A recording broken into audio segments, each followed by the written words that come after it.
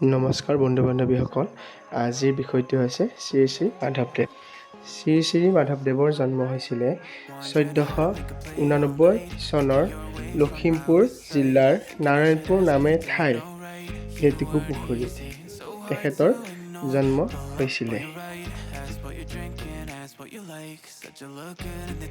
শ্ৰী শ্ৰী মাধৱদেৱৰ পিতৃৰ নাম আছিল বৰকণাগিৰি ভূঞা বা তেওঁক গোবিন্দগুৰি ভূঞা বুলিও জনা যায়। তেখেত আছিল হৰি ভূঞা বংশৰ। তেখেতৰ মাতৃৰ নাম আছিল মনোৰমা। তেওঁৰ ককায়েকৰ নাম আছিল দামোদৰ, ভনীয়েক আছিল উৰ্বশী আৰু ভনীয়েকৰ স্বামীৰ নাম আছিল ৰামদাস। তেখেতে যিবোৰ নাট ৰচনা কৰিছিল সেইবোৰক ঝুমুৰা বোলা হৈছিল।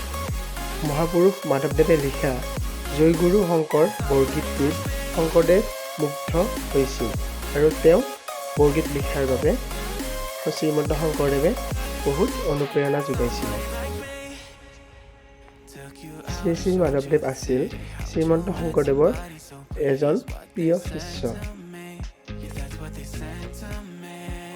তেওঁৰ নাটবোৰ হ'ল অৰ্থাৎ ঝুমুৰা, চোৰ ধৰা, শিলপৰা গুচোৱা, দধি মথন, ভূমি লেটোৱা, ভোজন বিহাৰ, অৰ্জুন ভঞ্জন হ'ল শ্ৰী শ্ৰী মাধৱদেৱৰ প্ৰথম নাট।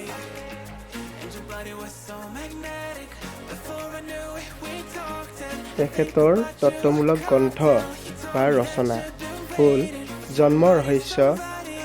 এই জন্ম ৰহস্যখনক জন্ম পুৰাণ বুলিও জনা যায় আৰু ভক্তি ৰত্নাৱলী। তেখেতৰ সাহিত্যিক জীৱনৰ কীৰ্তিস্তম্ভ হ'ল নামঘোষা। এই নামঘোষাৰ আন এটা নামো আছে, যাক কোৱা হয় হেজাৰী ঘোষা বুলি।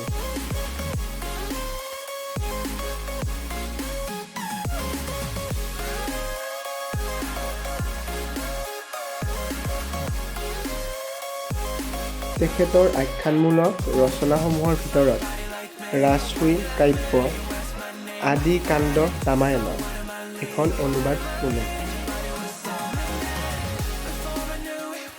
তেখেতৰ ৰচিত গ্ৰন্থ হ'ল গুপ্তমণি, অমূল্য ৰত্ন, গুপ্তহাৰ, অনুমানৰ আধাৰত এইখন তেওঁৰ ৰচনা বুলি ধৰা হৈছে।